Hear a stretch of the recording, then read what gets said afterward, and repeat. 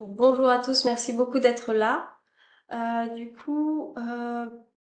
Pour information, on va avoir aussi le chat en visuel. Si jamais on ne le voit pas, n'hésitez pas à nous le dire aussi directement par micro. Après aussi, l'objectif, c'est d'échanger ensemble.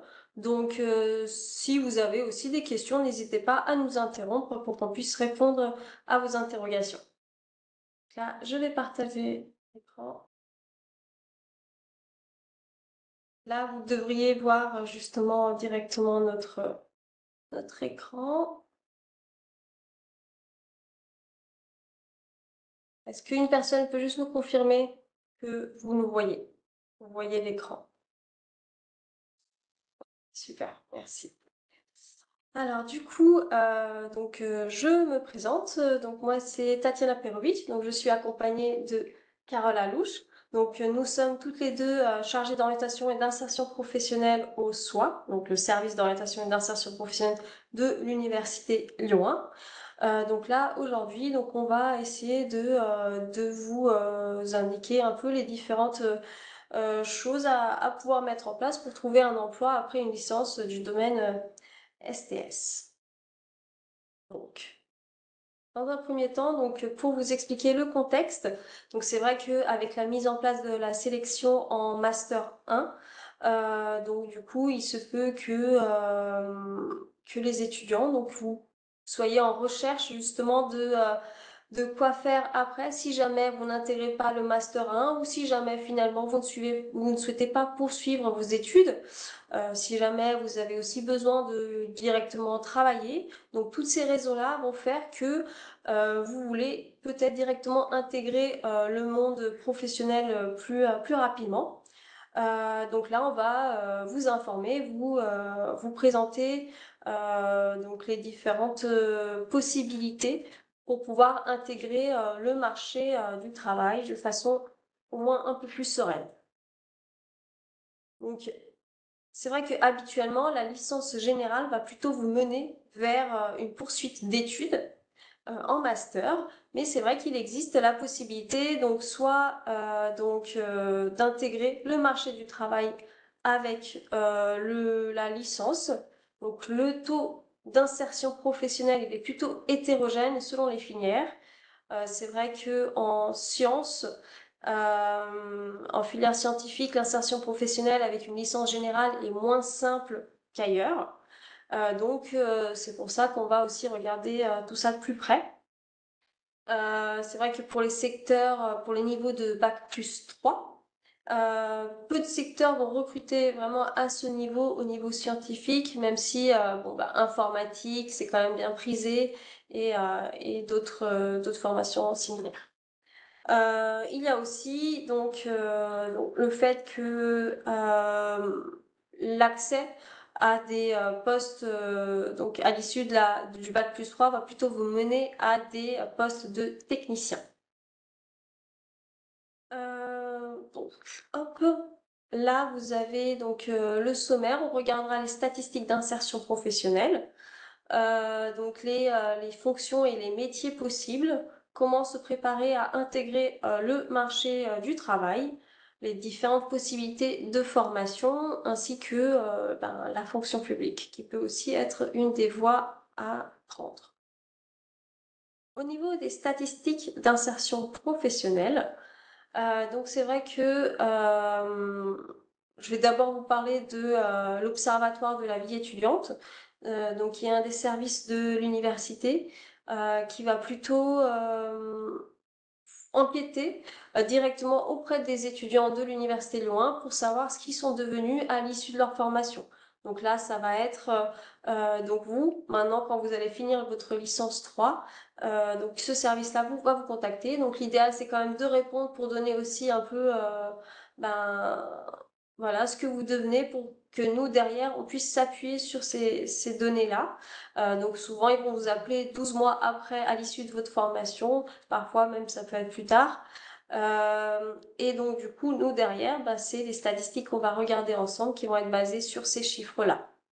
En tout cas, souvent, Pour les métiers scientifiques, on va plutôt avoir des formations plutôt longues, donc de master, ou bien plutôt courtes et professionnalisantes. Donc là, ça va être type BUT ou licence professionnelle. Donc c'est vrai que les stages, les jobs étudiants vont forcément faciliter votre insertion professionnelle, mais sauf que il faut pas oublier que les employeurs ils savent que vous êtes jeune diplômé, donc c'est normal que derrière vous n'ayez pas autant d'expérience qu'une personne qui est un peu plus âgée.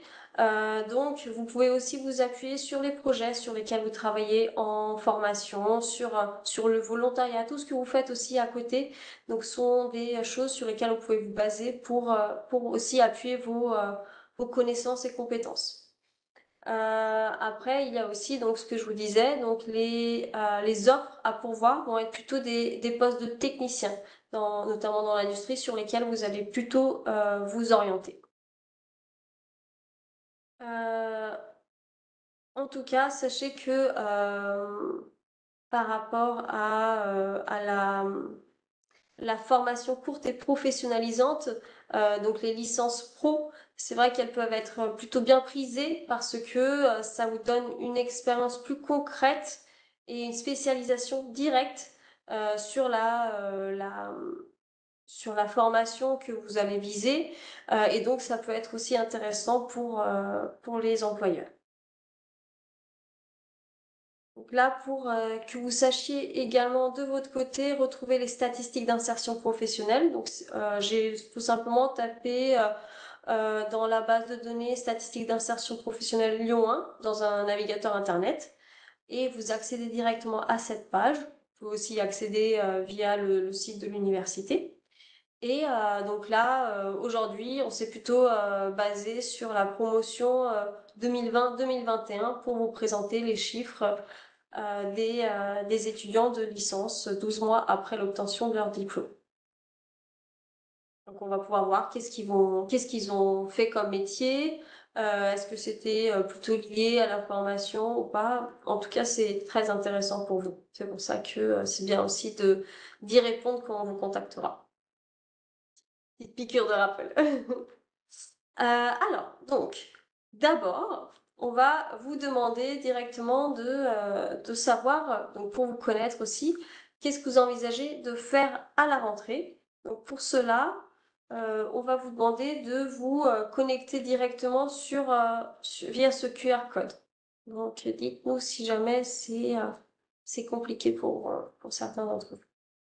Donc, soit avec votre portable et le QR code, soit si vous avez la possibilité d'ouvrir une page pour aller directement sur Wooclap avec le code événement RUINEB. Donc, dites-nous simplement une personne quand vous arrivez et après on va vous afficher le Wooclap. C'est bon, je vais sortir de cette page. Vous êtes tous allés sur le QR code?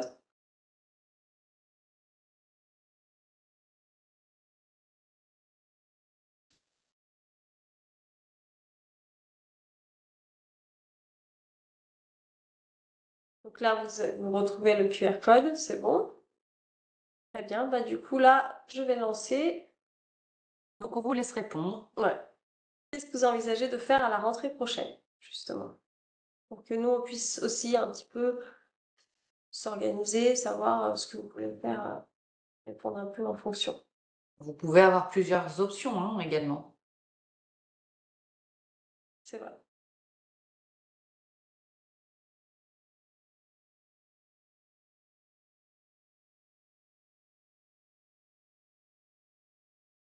L'alternance, si vous trouvez une entreprise d'accueil, c'est pour quel niveau d'études? C'est pour, Est-ce que c'est plutôt pour une licence professionnelle? Est-ce que c'est plutôt pour un master ou autre?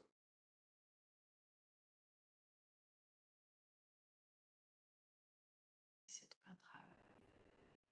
Oui. D'accord. Donc là, d'accord.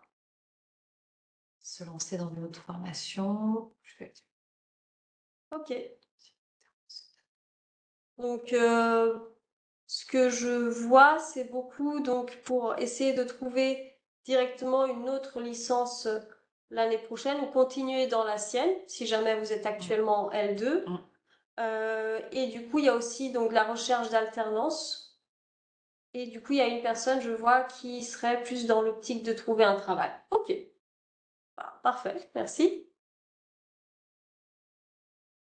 Ensuite, du coup, là, on a la deuxième question. C'est que sont devenus les diplômés de la licence STS 12 mois après? Donc là, c'est pour vous donner un peu une petite idée. Les étudiants qui sont en L3, donc qui ont fini leur année d'études, donc 12 mois après, qu'est-ce qu'ils ont fait? Est-ce qu'ils ont été plutôt en emploi, en recherche d'emploi, en inactivité ou en poursuite d'études, à votre avis? Voilà, donc si vous arrivez à lier les pourcentages avec leur, euh, leur devenir, on va dire. Hmm.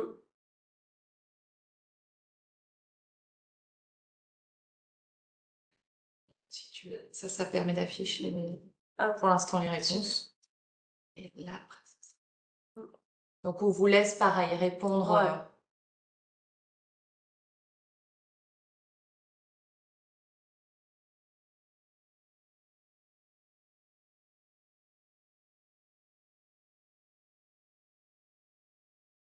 On vous donne encore un petit peu quelques instants.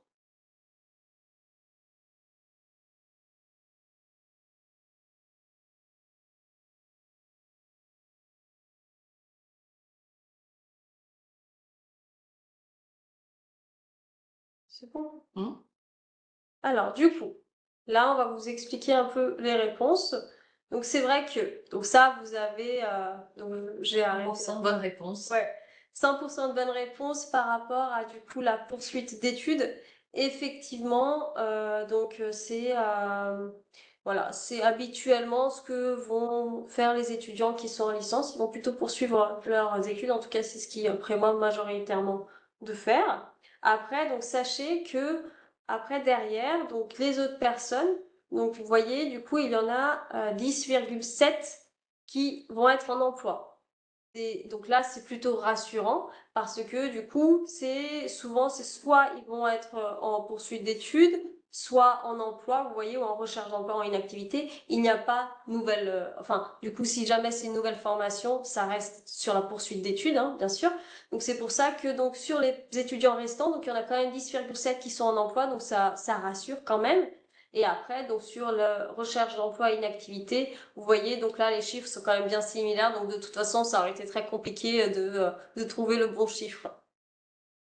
Donc, merci beaucoup pour ce temps.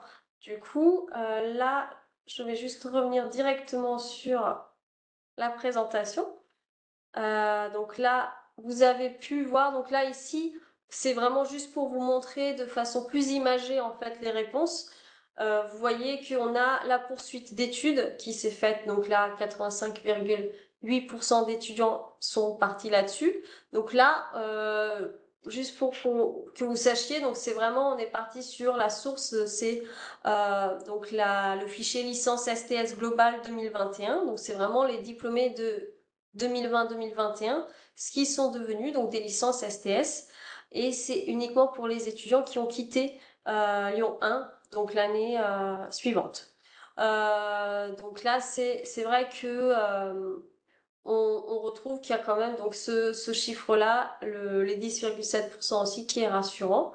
Et là, après, donc sur les personnes qui n'ont pas poursuivi leurs études, vous voyez, donc en emploi, il y en a quand même 81,6% qui ont fait qui ont trouvé directement un travail. Donc sachez aussi que, juste pour vous faire une petite idée, donc sur les répondants, du coup, il y a eu 555 diplômés de licence qui ont quitté Lyon 1, qui ont répondu, et parmi eux, donc il y a 175 qui venaient de la licence sciences de la vie, et une centaine de maths et la licence informatique. Donc juste pour vous faire une petite idée des profils. Après, donc là, du coup, on a aussi cette image-là qui peut être intéressante parce que, donc, juste pour que vous sachiez, donc, les étudiants qui n'ont pas poursuivi leurs études, en tout cas, ils vont plutôt être orientés vers des postes en CDI, ils vont plutôt trouver des postes en CDI. Ou bien travailleurs indépendants, profession libérale, ça aussi, donc c'est considéré comme des postes pérennes. Donc il y a quand même le CDD et le contractuel qui est donc à près de 40%, donc déjà pris par les étudiants. Il faut savoir que les années précédentes, on pouvait retrouver aussi des postes de fonctionnaires, donc des personnes qui ont obtenu un concours, ou bien le service civique, ou bien même l'intérim. Donc là, c'est vrai que cette année, on ne le retrouve pas, mais les années précédentes, donc il y a aussi cette facilité-là de trouver un emploi via ces biais. Et puis après, donc comme je disais tout à l'heure, donc là, les emplois vont plutôt être des emplois de niveau intermédiaire, donc technicien, agent de maîtrise. Donc lorsque vous allez rechercher un poste à l'issue de votre licence, donc c'est vrai que c'est mieux de cibler ces postes-là pour que ce soit vraiment à votre, du coup, plus facilitant pour vous de trouver avec votre profil. Et puis, il faut savoir que c'est 3,4 mois de recherche lorsqu'on recherche un emploi à l'issue de la licence, en moyenne, bien sûr. Donc, ensuite, si jamais je continue sur les chiffres, euh, c'est vrai que plus de 80% d'étudiants sont satisfaits de leur emploi actuel. Et du coup, il y a environ 25,9% d'étudiants qui trouvent qu'il y a une adéquation entre leur formation et le métier qu'ils font. Donc c'est pas très très élevé, hein, ça comme chiffre. Donc du coup, ça voudrait dire qu'il y a quand même un large choix aussi de métiers qui peut être ouvert. Et puis après, donc là, c'est plus pour vous donner une petite idée du salaire qui peut être aussi perçu en moyenne, hein, bien sûr, par les personnes à l'issue de leur licence générale. Alors du coup, on va vous demander juste aussi deux autres questions donc par rapport à les moyens d'accès à l'emploi pour justement pour les personnes justement que je vous ai présentées. Donc quels ont été leurs meilleurs moyens d'accès à l'emploi? Donc si vous pouvez aussi le faire, donc, vous verrez, c'est plutôt intéressant de découvrir le large choix qui existe. Donc là, c'est pareil, je vais ressortir. Hop,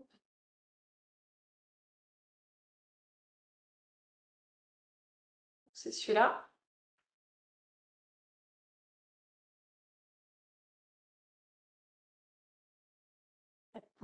Super. Nickel, merci. Donc là, vous avez pu Voilà, donc parmi toutes les propositions, à votre avis, quels sont les 3 meilleurs moyens d'accès à l'emploi sur la dernière enquête qui est sortie?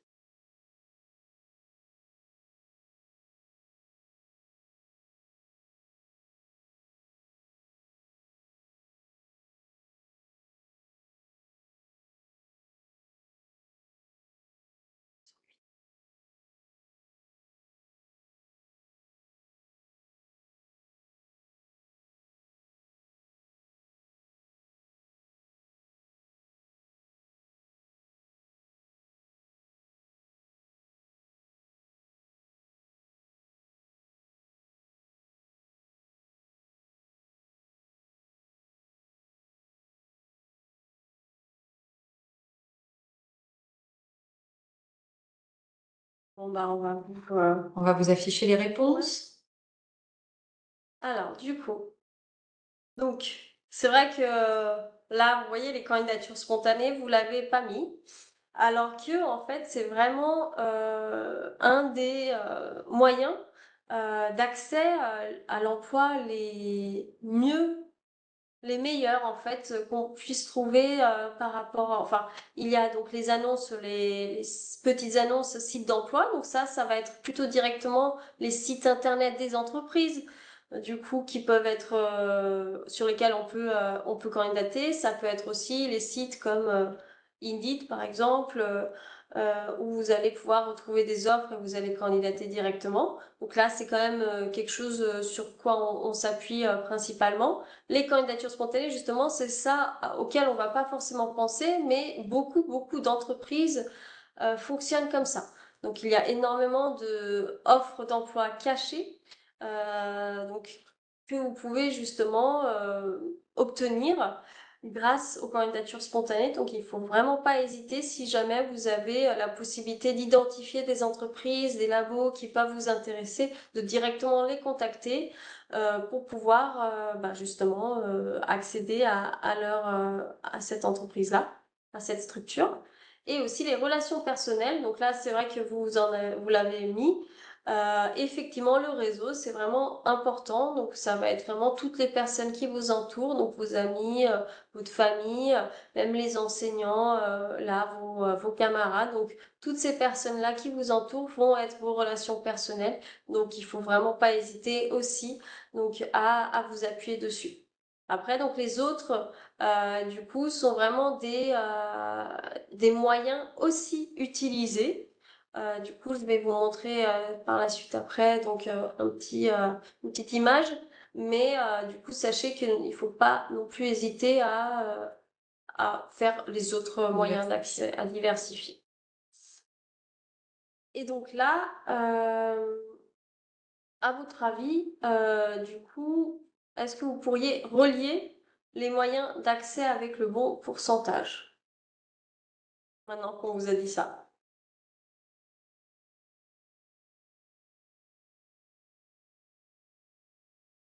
On va faire assez rapidement celui-là.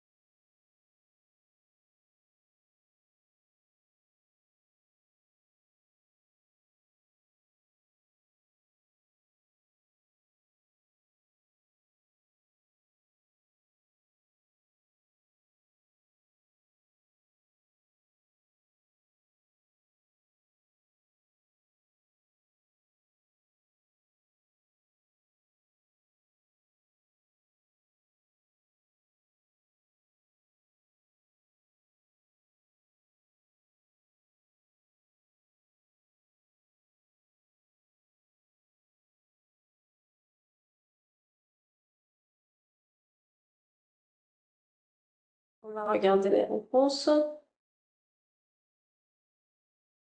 Donc là, sachez que du coup là, vous voyez les réponses. Donc c'est les candidatures spontanées hein, qui sont celles qui vont vraiment être le moyen d'accès le plus utilisé ou en tout cas qui a donné le plus de résultats pour les étudiants l'année dernière avec du coup les petites annonces et les sites d'offres. Oui, effectivement. Donc ça, c'est vraiment donc les deux les plus utilisés. Donc là, c'est vraiment enfin tous les sites sur lesquels on va candidater, hein, c'est tous ces sites-là. Après, donc du coup, on va avoir aussi donc les relations personnelles comme on l'a dit, et donc les agences d'intérim, stages de fin d'études, France Travail, ainsi que les réseaux sociaux restent des moyens d'accès assez utilisés. Et dans les mêmes proportions. Donc, Voilà. du coup, ça marche et c'est à peu près pareil pour ces moyens-là. Donc, un résultat. Donc c'est vrai que là vous voyez ici, si jamais après derrière vous aurez accès aussi à cette présentation, donc vous pourrez le regarder. Mais donc du coup l'important c'est vraiment de diversifier les moyens d'accès. C'est le plus important.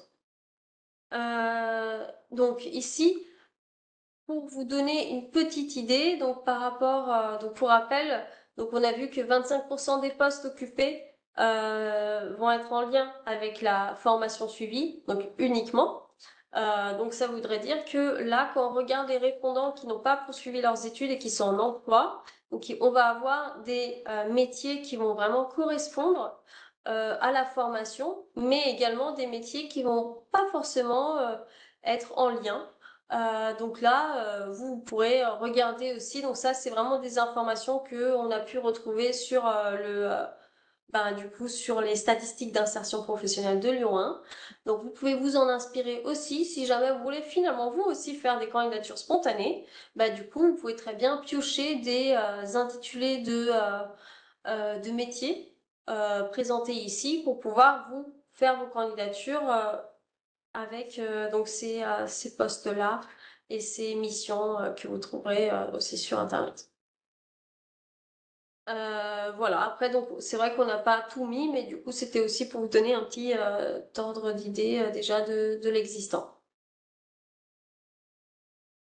Alors, je crois que je passe à la prochaine, la partie suivante, qui là va vraiment concerner les fonctions et les métiers possibles, donc après une licence, un bac+3. Et il est vrai que si vous souhaitez intégrer le marché du travail, il faut vraiment impérativement avant se renseigner sur le marché de l'emploi, sur les secteurs, sur les fonctions et les métiers possibles pour pouvoir ensuite avoir une recherche qui soit le plus efficace possible et que vous puissiez trouver du travail le plus rapidement.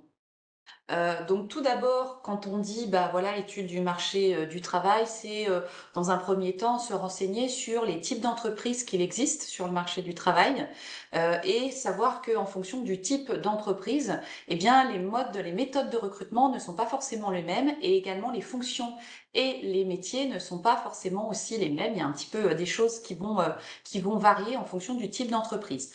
Donc là, on vous a mis un panel des différentes types de structures qu'il existe. Alors, les plus connus, les grands groupes internationaux ou les groupes nationaux, qui sont des grosses entreprises, des grosses structures, où généralement, les postes sont assez nombreux, il y a des forts besoins de recrutement, il y a besoin il y a souvent des métiers avec des expertises bien spécifiques, les postes sont variés. Ce sont aussi des métiers où il peut y avoir une forte mobilité géographique. On peut vous demander de changer de ville, de changer de pays en fonction du métier sur lequel vous êtes positionné. Et ce qu'il faut savoir sur ces types de groupes, grands groupes, c'est que bien souvent, ils ont vraiment un gros service de recrutement. Ils vont généralement avoir sur leur site internet une rubrique dédiée à leurs offres et ils vont avoir comme une plateforme de recrutement en interne. Ils peuvent également, ces grands groupes, faire appel à des chasseurs de tête ou à des cabinets de recrutement pour pouvoir recruter en fonction de leurs besoins. Et il faut savoir que ce sont aussi des grosses structures qui ont des budgets, des moyens pour recruter, qui passent aussi parfois par des logiciels de premier tri, on va dire, de candidature, ce qui fait que pour ce genre de groupe, votre CV il va peut-être passer dans un premier temps par un logiciel de tri pour une première relecture. Et du coup, ce qui est important, c'est de bien mettre les bons mots-clés si vous répondez à des offres dans votre CV, dans votre lettre de motivation, de replacer des mots-clés qui va permettre à ce logiciel de repérer votre candidature parmi les autres. Donc ça, c'est important de le savoir. Ensuite, vous avez les ETI qui sont des entreprises de taille intermédiaire, donc qui est entre les petites et moyennes entreprises et les grandes entreprises, qui comptent entre 250 et 4 999 salariés. Donc voilà, donc ils sont à peu près sur le même modèle que les grands groupes. Parfois, ils font appel à des cabinets de recrutement. Parfois, ils mettent en place aussi sur leur site des offres, voilà, et vous pouvez également candidater via leur site. Nous avons ensuite tout ce qui est TPE, PME, donc très petites et moyennes entreprises et PMI. Donc où là, on peut retrouver donc c'est des structures qui ont un nombre de salariés inférieur à 250 et où là, il y a forcément, puisque c'est plus petit, un petit peu moins de postes à pourvoir. Parfois, ce sont des postes qui sont assez polyvalents. Enfin, il peut y avoir une expertise qui va être recherchée, mais vous pouvez être amené à faire plusieurs autres missions. Voilà, et dans les petites structures, ce qui est intéressant, c'est que c'est assez formateur au départ et il y a la possibilité aussi d'évoluer en interne au fur et à mesure. Également les startups qui ont peu de postes, mais par contre qui ont des belles occasions. Si c'est une startup qui vient d'arriver, qui est sur un projet innovant par exemple, on peut vous proposer des postes assez polyvalents ou au contraire très très spécialisés en fonction du besoin. Il y a une innovation qui est assez forte avec un potentiel de croissance important, donc beaucoup d'investissements généralement au départ, mais avec voilà plein de possibilités, plein de nouveautés dans ces postes. Et souvent, ce qui va être très demandé, c'est une grande autonomie, bien sûr, puisque bah voilà, il y a moins de structure, c'est moins cadré, il y a peut-être tout à faire. Donc l'autonomie, hein, les capacités d'autonomie sont également très recherchées lorsque ils font leur recrutement. Et puis là, on n'a pas mis les autres types de structures, mais il existe encore le secteur associatif, tout ce qui est public, les ONG, ou bien les activités libérales et l'artisanat, qui sont également d'autres structures avec d'autres besoins de recrutement.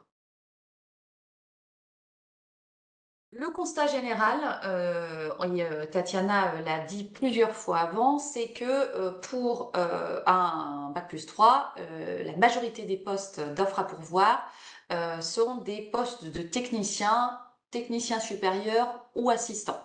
Donc lorsque vous allez rechercher des postes, c'est sur vraiment ces mots-clés-là que vous avez toutes vos chances. Et donc sur ce type de poste, on vous a ici noté quelles sont les activités principales que vous allez avoir hein, sur ce qui est demandé pour ce type de niveau. Ce sont des activités d'exécution, de travail opérationnel, également des tâches répétitives, pas mal de manipulation et une vision du travail plutôt à court terme. On vous demandera surtout des compétences qu'on appelle d'application, c'est-à-dire que on va vous demander des connaissances générales et l'idée c'est que vous serez capable de les appliquer de manière autonome dans des situations assez régulières, assez répétitives et assez courantes. On vous demandera également de l'autonomie, même si sur ce type de poste, vous allez avoir un supérieur hiérarchique qui souvent sera, je dirais, plutôt l'ingénieur, qui lui va voilà vous donner voilà des objectifs, il va va vous cadrer dans le projet, etc. Et ensuite vous serez autonome sur l'ensemble de vos activités. Ce qui est important à dire aussi, c'est qu'on peut tout à fait commencer et être recruté dans une entreprise sur un poste de technicien, technicien supérieur ou assistant, mais se dire que aujourd'hui, dans sa vie professionnelle, on est amené à évoluer. Et donc, on peut aussi évoluer sur des postes euh, supérieurs puisque maintenant, voilà, depuis plusieurs années, c'est vraiment la formation tout au long de la vie. Donc, il y en a certains qui vont travailler, qui vont commencer en tant que techniciens, qui vont peut-être se former au cours de leur emploi à un autre diplôme pour pouvoir passer une étape supérieure et obtenir un grade également supérieur au sein de la structure. Donc, on peut tout à fait commencer sur ce type de poste, avec ce type d'activité, et peut-être que dans 3 ans, 5 ans, 10 ans, vous serez sur d'autres catégories de postes. Voilà. Alors, toujours sur les débouchés, donc sachez, là, je vais vous présenter plusieurs parties de notre site, le site du SOI. On met à votre disposition pas mal de documentation et donc là, on est sur le site du SOI dans la partie s'orienter et on vous a mis en place un document qui s'appelle Débouchés professionnels des licences pour vraiment que vous puissiez regarder plus en détail les débouchés et notamment, quelles sont les grandes fonctions dans l'entreprise, quels sont les différents métiers en fonction du secteur. Et ici, il fait vraiment un focus, et je vais vous le présenter tout de suite après, sur un petit peu quelles sont les fonctions et les métiers possibles à l'issue de tel portail, hein, donc BG2S, portail Matinfo, et également physique, chimie, sciences de l'ingénieur. Donc là, voilà, premier exemple. Donc là, on est sur le portail Physique, Chimie, Sciences de l'ingénieur. Qu'est-ce qui ressort dans ce document hein, de débouché? Donc d'un côté, vous avez les grandes fonctions. Et on voit qu'en fait, pour un même portail, les fonctions peuvent être et les secteurs peuvent être assez différents. Il y a peut-être des choses auxquelles vous n'auriez pas forcément pensé. Donc c'est pour ça qu'on trouve que c'est intéressant de vous le détailler puisque on voit qu'on peut travailler dans le secteur de contrôle, qualité, sécurité, environnement, hygiène, mais également tout ce qui est recherche et développement, marketing et vente, du bâtiment, système d'information, etc. Donc là, ça vous permet de vous ouvrir le champ des possibles et éventuellement de vous intéresser à des secteurs auxquels vous n'auriez pas forcément pensé, de regarder derrière quels sont les métiers qui sont attendus. Et donc de l'autre côté, vous avez des exemples d'intitulés de postes. Donc là, on n'a pas mis tous les postes, mais qu'est-ce qu'on voit? Qu'il y en a. Donc ça, c'est tiré vraiment des statistiques d'insertion. On voit qu'il y en a qui travaillent en tant que technicien contrôle qualité, d'autres assistants ingénieurs de recherche, dessinateurs projeteurs, techniciens d'études en mécanique, etc. Ce qu'on remarque ici aussi, c'est que le mot technicien revient assez souvent, mais après technicien, il y a une spécialité qui va un petit peu définir les activités précises de votre métier. Et puis, ce qu'on se rend compte parfois, c'est que pour le même métier, en fonction de l'entreprise, il peut y avoir deux appellations qui sont totalement différentes, alors que c'est bien le même métier. Donc, plus vous allez explorer les appellations, plus vous allez vous situer sur les offres d'emploi et voir à quoi ça correspond. Voilà, donc ça c'était pour le portail physique chimie sciences de l'ingénieur, donc vous pourrez retourner sur le document si vous voulez un petit peu plus l'observer. Et on a fait également la même chose pour le portail BG2S avec d'un côté les fonctions, les secteurs, et de l'autre côté les intitulés de poste. Donc ça voilà, vous y regarderez plus attentivement en revenant dessus. Et puis la même chose pour le portail mathématiques informatiques. Alors, maintenant, on passe à une partie un peu plus pratique qui concerne la recherche d'emploi. Donc, c'est une étape plus concrète qui nécessite bien sûr de la méthodologie et de l'organisation. Et donc, l'idée, c'était de vous donner pas mal d'éléments pour justement vous préparer au mieux. Alors, la première slide concerne les différentes étapes de la recherche d'emploi. Donc, vous les connaissez pour la plupart, mais c'est bien de toujours vous les rappeler. La première étape, c'est quand j'ai décidé de me mettre à rechercher du travail. Tout d'abord, je passe par l'étape importante, je fais mon bilan. Je fais le bilan de mes compétences, que ce soit mes compétences scientifiques, mais également mes compétences transversales.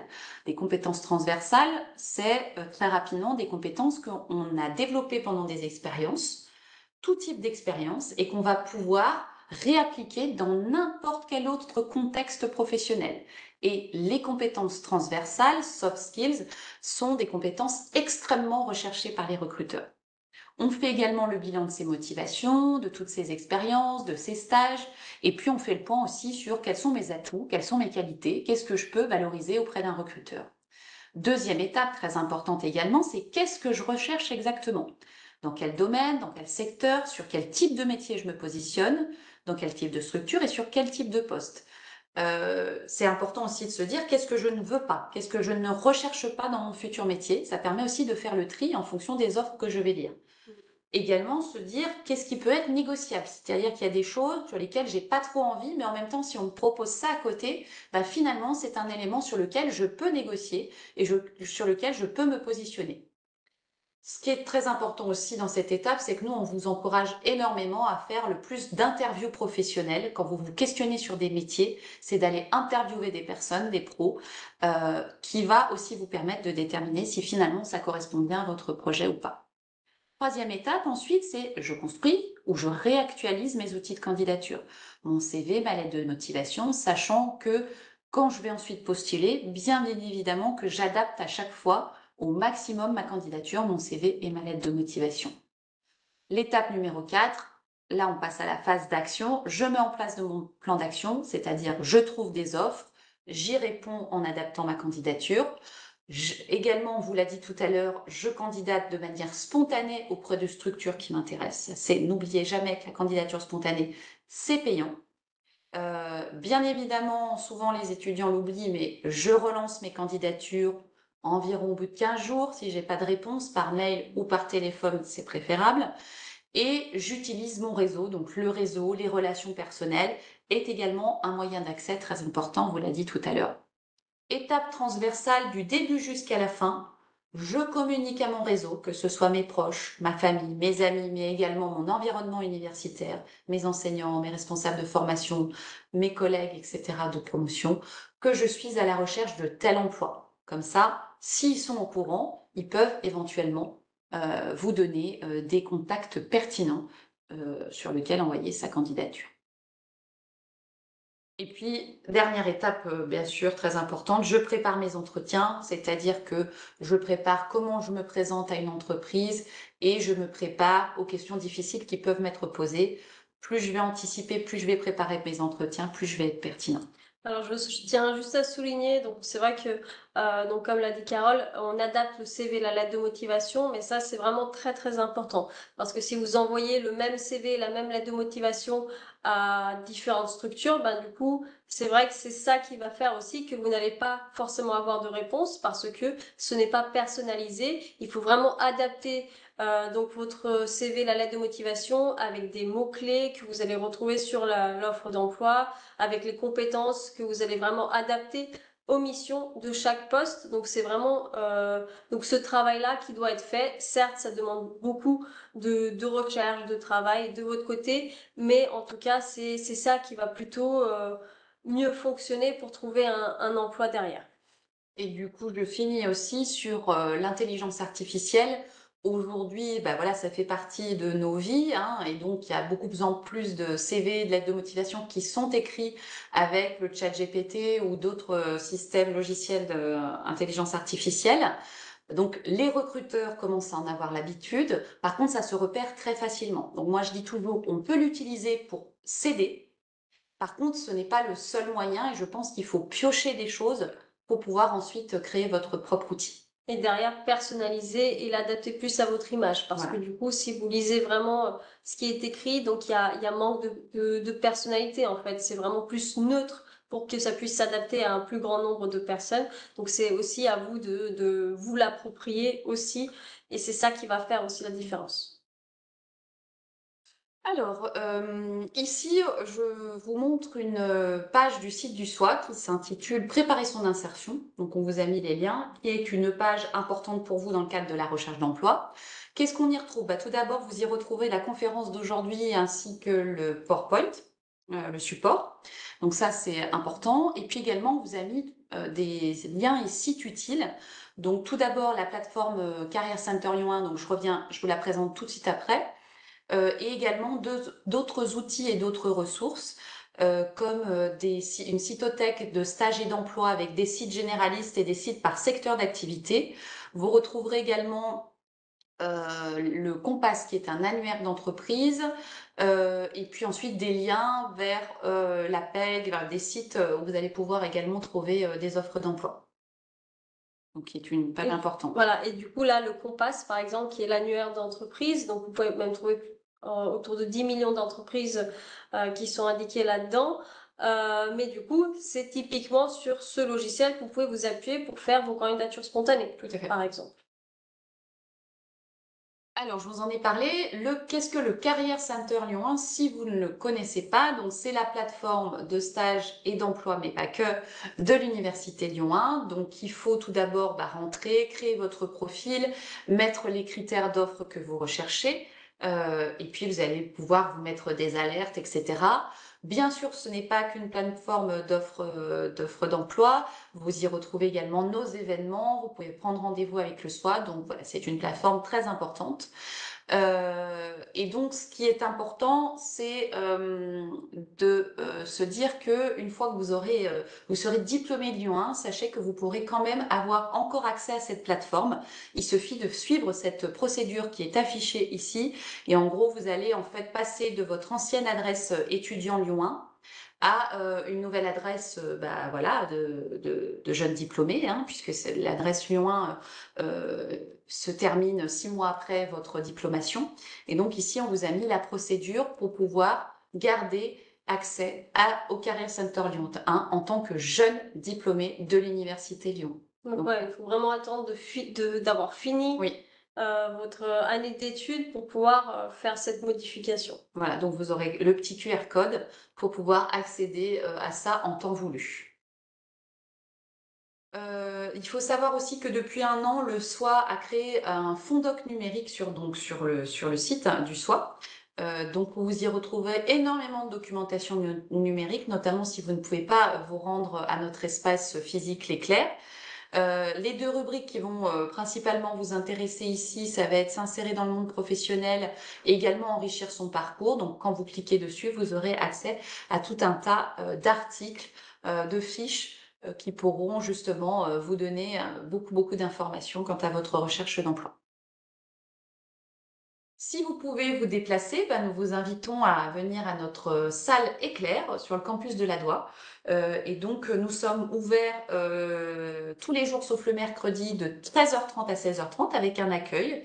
Et sur place, vous allez pouvoir trouver des informations sur le CV, la lettre de motivation, l'insertion professionnelle, des annuaires pour trouver des entreprises. Vous aurez accès à de la revue spécialisée, à des livres par thématique. Donc voilà, donc il y a un accueil qui est disponible tous les jours. Et puis là, on vous a mis aussi le lien du webinaire qui s'appelle Les outils du soi pour ton insertion professionnelle, qui avait été animé par Tatiana et un autre collègue de notre service, qui présente justement tous les outils qui existent pour l'insertion. Donc on vous invite à aller jeter un coup d'œil. Sachez également qu'il y a un accompagnement individuel qui est possible. Alors tout d'abord, tant que vous êtes étudiant Lyon 1, vous pouvez prendre rendez-vous sur Career Center pour rencontrer un conseiller du soi sur un rendez-vous de 20 minutes et poser l'ensemble de vos questions. Donc on vous a remis un petit peu la procédure, c'est bien dans la rubrique rendez-vous. Et une fois que vous serez diplômé, l'APEC accompagne gratuitement tous les jeunes diplômés de manière individuelle avec aussi des programmes d'ateliers collectifs. Et donc, il suffit de se rendre sur l'APEC. Donc, c'est un accompagnement qui est gratuit, qui est vraiment spécialisé pour les jeunes diplômés à partir de Bac+3. Et nous, on vous conseille vivement dès maintenant d'aller voir sur le site de l'APEC. C'est un site où on va trouver énormément d'informations, que ce soit sur le marché de l'emploi, sur les salaires, sur les études du marché, les évolutions du marché, et puis toute l'offre que propose l'APEC. Donc, nous, c'est vraiment un partenaire important qui travaille avec nous depuis plusieurs années maintenant. Également, sachez que pour développer des compétences professionnelles, des compétences transversales, on en parlait tout à l'heure, dans le cadre universitaire, il existe les stages volontaires. Donc les stages volontaires, il en existe deux types. Les stages volontaires d'insertion professionnelle, qui sont des stages que vous allez réaliser dans le même secteur que vos études, mais il existe également le stage volontaire de réorientation, qui est un stage pour découvrir autre chose que ce que vous faites actuellement. Donc les deux existent. La seule chose, c'est que les procédures administratives sont un petit peu différentes. Pour le stage volontaire de réorientation, vous devez passer par le SOI. Donc là, pour avoir toutes les informations concernant les stages, ce deux types de stages, vous allez sur le site du SOI, préparer son insertion, trouver un stage, un emploi, je recherche un stage, et là, vous allez avoir accès à toutes les procédures détaillées de est-ce que je recherche un stage volontaire d'insertion ou un stage volontaire de réorientation et quelles sont les différentes étapes que je dois mener.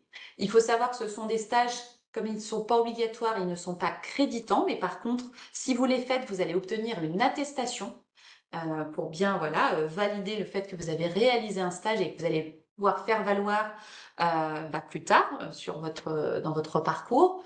Que ça s'anticipe parce que le temps de la procédure, c'est à peu près 3 semaines. Donc, si on veut faire un stage à telle date, il faut vraiment l'anticiper avant. Et faites attention aussi parce que normalement, on ne peut pas faire de stage après avoir obtenu son diplôme. Donc, pour les étudiants de la L3, faites attention parce que des fois, les diplômes sont donnés en juillet. Et donc, vous ne pouvez pas faire votre stage après.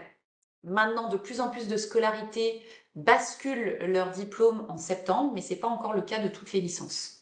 Donc là, le mieux, c'est de vérifier auprès de votre scolarité, si vous êtes en L3 et que vous voulez faire un stage, jusqu'à quand vous pouvez le faire. Une autre possibilité pour développer des compétences, vous en avez peut-être entendu parler, c'est le volontariat international. Il en existe deux. Celui qui se fait en entreprise, le VIE, et celui qui se fait en administration, le VIA. Et donc, l'objectif, c'est d'effectuer une mission à responsabilité au sein d'une entreprise ou d'une administration française, mais à l'étranger. Donc ça, c'est très bien pour coupler le développement de compétences et une expérience à l'international. Ce sont des missions entre 6 et 24 mois. Il n'y a pas de niveau d'études minimum requis, mais beaucoup de postes sont proposés à des niveaux Bac+2, Bac+3 et jusqu'à Bac+5. Il faut avoir entre minimum 18 ans jusqu'à 28 ans maximum. Et on vous a mis ici la petite adresse, le site internet, si vous voulez avoir plus d'informations. Le service civique, donc qui est un engagement volontaire, au service de l'intérêt général en France, mais ça peut également être à l'étranger, ouvert entre 16 ans et 25 ans, jusqu'à 30 ans pour les jeunes en situation de handicap. Et pareil, ce sont des missions de 6 à 12 mois, qui permettent vraiment de développer des compétences sur un sujet précis, mais également des compétences transversales. On vous a mis également ici l'adresse d'un site qu'on trouve assez intéressant parce que il donne beaucoup de liens utiles. Donc c'est un jeune, une solution. Donc on vous a mis le lien du site où vous allez retrouver une rubrique d'offres d'emploi, mais également une rubrique sur les formations, une rubrique sur l'orientation, tout ce qui est engagement de l'étudiant, une rubrique logement, une rubrique accompagnement et également une rubrique aide et outils. Et donc l'idée de ce site, c'est vraiment de donner un maximum de liens utiles pour vous faciliter la vie dans la vie professionnelle, votre entrée dans la vie professionnelle. Et du coup, sachez que vous avez aussi la possibilité de suivre une formation. Comme certains l'ont indiqué au tout début de la conférence. Donc là, ça va être plutôt donc, des formations hors second cycle. Donc là, du coup, ça veut dire que je ne vais pas prendre en compte donc toute la partie master, ou même école d'ingénieur. Donc là, je vais plus me concentrer sur donc les formations universitaires telles que donc le BUT l'année spéciale.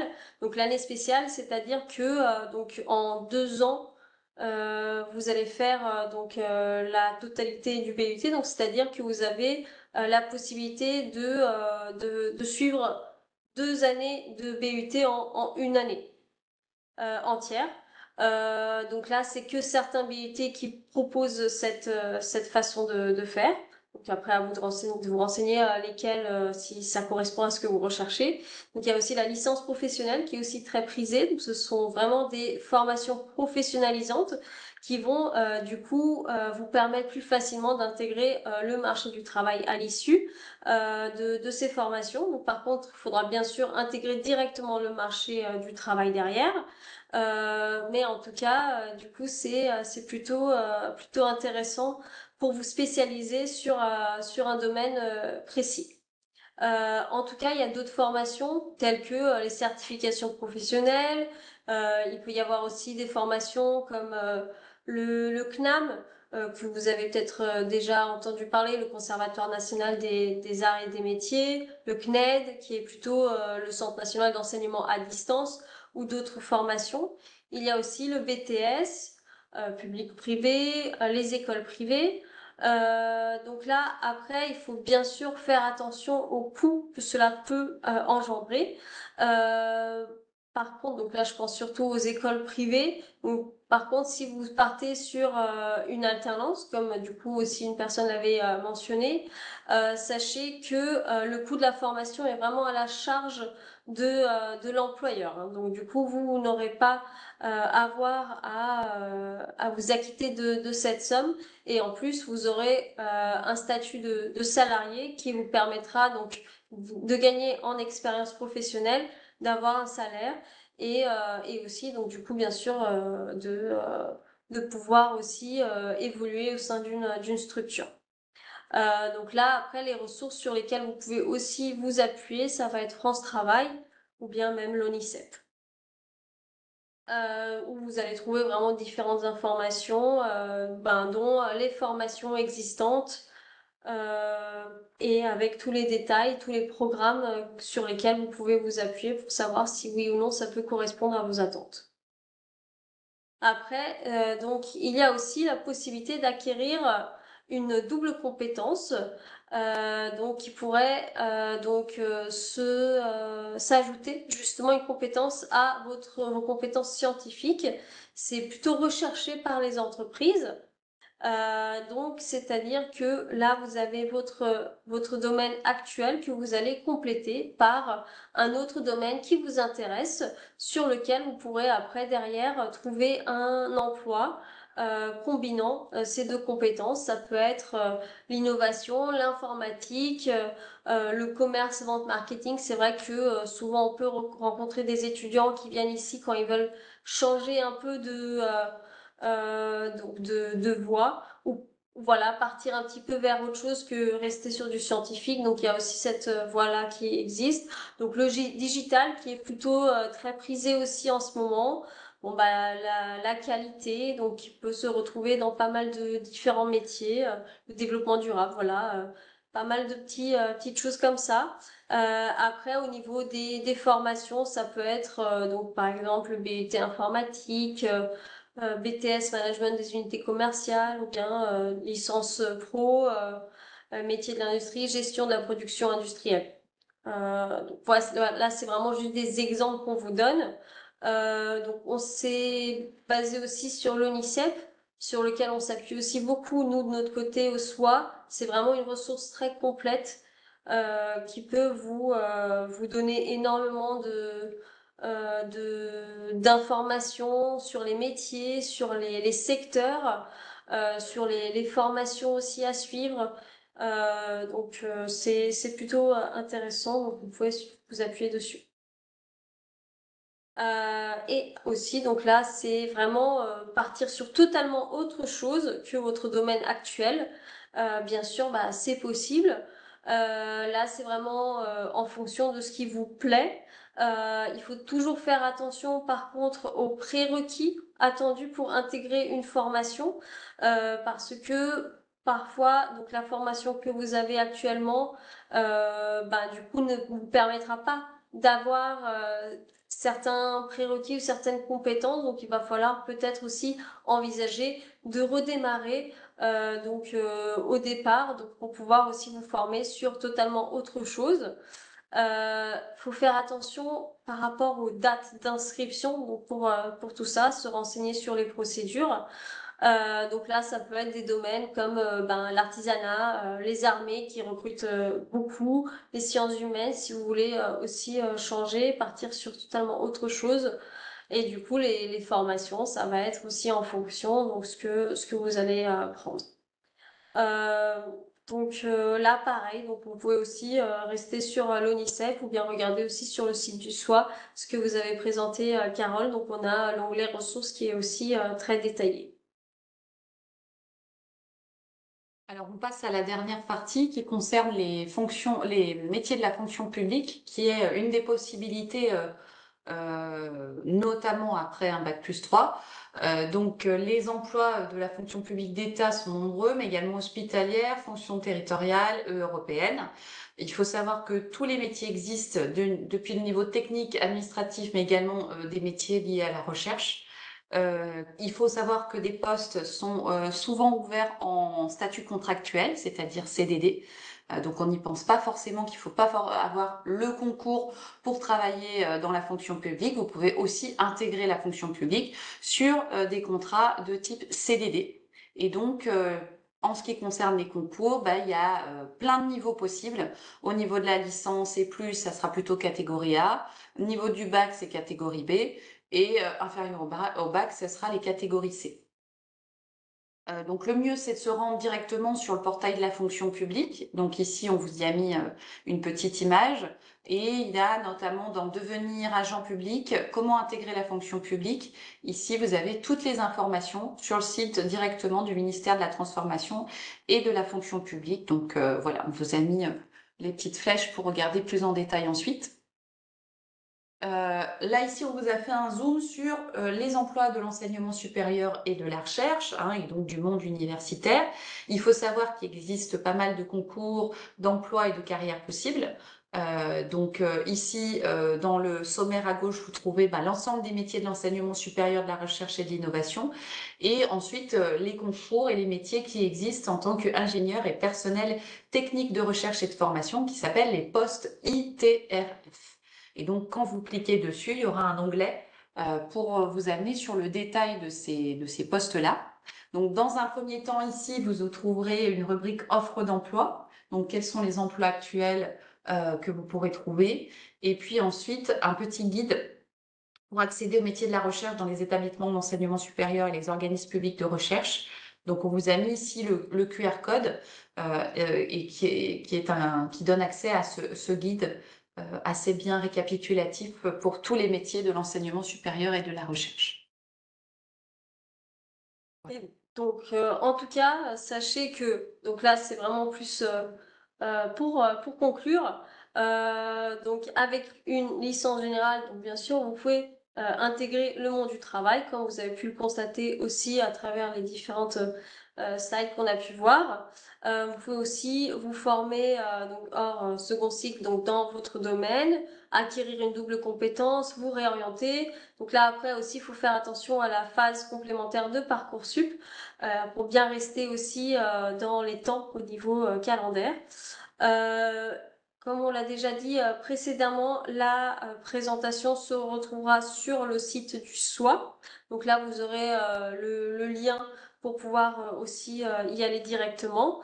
En tout cas, il faut bien sûr rester positif. Du coup, vous avez vu que au niveau des statistiques, donc les étudiants ont pu aussi donc soit poursuivre leurs études, soit aussi intégrer le marché du travail. Donc tout est faisable. Vous avez aussi pas mal de choses pour vous accompagner, que ce soit nous au niveau du SOI ou bien l'APEC donc par la suite. Et puis aussi, vous avez toujours la possibilité de vous former sur des formations complémentaires. Et du coup, je finirai aussi en disant, essayez d'anticiper au maximum. Donc là, c'est vrai que il y a des L2 qui sont présents sur cette conférence, c'est très bien. Hein, nous, le meilleur conseil, c'est d'anticiper vos choix au maximum et d'avoir plusieurs scénarios possibles, un plan A, un plan B, etc. Et plus vous allez anticiper, plus vous allez réfléchir à tout ça et mieux vous renseigner, plus les choses, elles se feront facilement pour vous. Oui, et donc je rajoute aussi, étant donné que c'est vrai qu'il y a aussi des L2 qui sont là, donc au niveau du SOI, donc vous verrez, donc l'année universitaire prochaine, on a aussi des ateliers qu'on fait sur justement toutes les techniques de recherche d'emploi. Donc il y a pas mal de choses qui sont mises en place aussi par le SOI, des événements.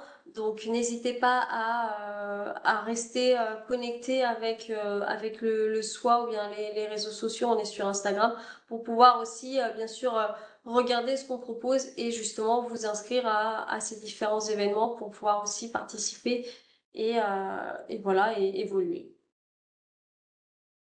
Voilà, donc là ici vous avez les coordonnées. Donc si jamais vous voulez nous écrire, donc c'est nos coordonnées directes. Donc cette adresse mail et puis aussi donc vous avez donc le numéro de téléphone. Mais du coup c'est vrai qu'on va peut-être répondre plus facilement directement par mail. Et puis du coup peut-être au plaisir aussi de vous revoir. Donc si vous prenez rendez-vous aussi au soir pour échanger avec nous. En tout cas, on espère que cette conférence vous a été utile. On vous dit donc bonne continuation Oui, et puis à bientôt. merci pour votre écoute. Merci.